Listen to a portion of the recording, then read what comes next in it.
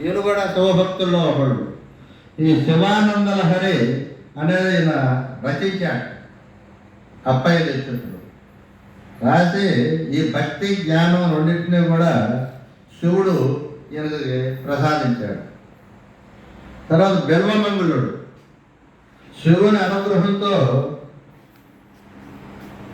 ఈ విషయాల మీద, భౌతిక విషయాల మీద ఆసక్తిని విడిచేసేసి శివుడి యొక్క అనుగ్రహాన్ని పొందాడు. ఆ తర్వాత కృష్ణుడు భక్తుడిగా మారాట గర్వమంగళుడు. ఇలా కొంతమంది భక్తులు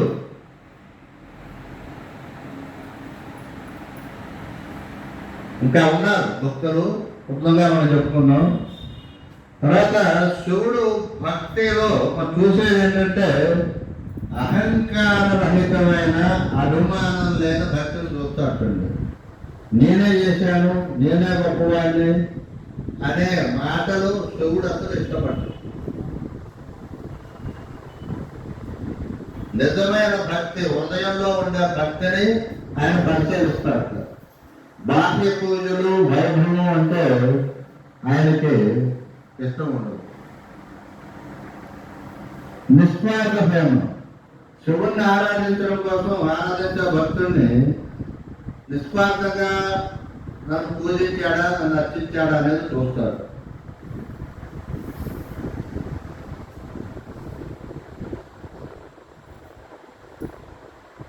ఈ ధనం, ఆరోగ్యం, శత్రునాశనం వంటి కోరికల కోసం కాకుండా ఈశ్వరార్పణ బుద్ధితో ఆయన అర్చించాలి. అర్చిస్తే మనకి ఏది కావాలంటే అది ఆయన ఇస్తాడు. ఈ కరుణ, దయ, సత్యం పట్ల నిలకడగా ఉండాలి.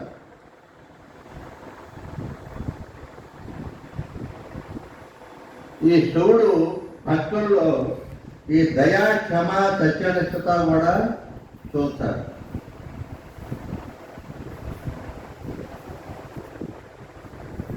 ఇంకోటి ఏంటంటే మనసులో శాంతి, దయ ఉంటే శివుడు మనలో నివసిస్తాడు. అందుకనే శివుణ్ణి అర్చించేటప్పుడు శాంతం పద్మాసనస్థం శశధరముటం పంచవక్త్రం త్రినేత్రం శోళం వజ్రంటకం పరసం ఉదయం దక్షభాగే వహంతం నాగం పాశంచకంఠం ప్రళయవతవహం అని చెప్పి మనం ప్రార్థిస్తాం.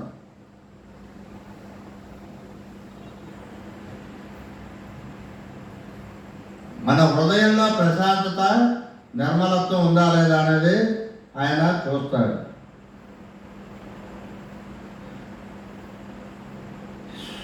రావణుడు కైలాసాన్ని ఎత్తినా కూడా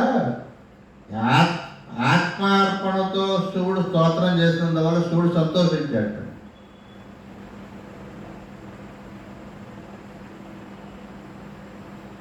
ఇంకోటి ఏంటంటే శివుడు భక్తుల నోట ఓం నమ శివాయ అనేది ఎల్లప్పుడూ వినాలనుకుంటూ ఉంటాడు శివుడు. అందుకనే భావగ్రాహి జనార్దన అన్నాడు. అంటే భావాన్ని చూస్తాడు ఎప్పుడు భగవంతుడు. మనసులోని ప్రేమ, ఆ భావాన్ని మాత్రమే గ్రహిస్తాడు. ఎలా పూజించారు, ఎంత పూజించారు అనేది కాదు, భావం ముఖ్యం.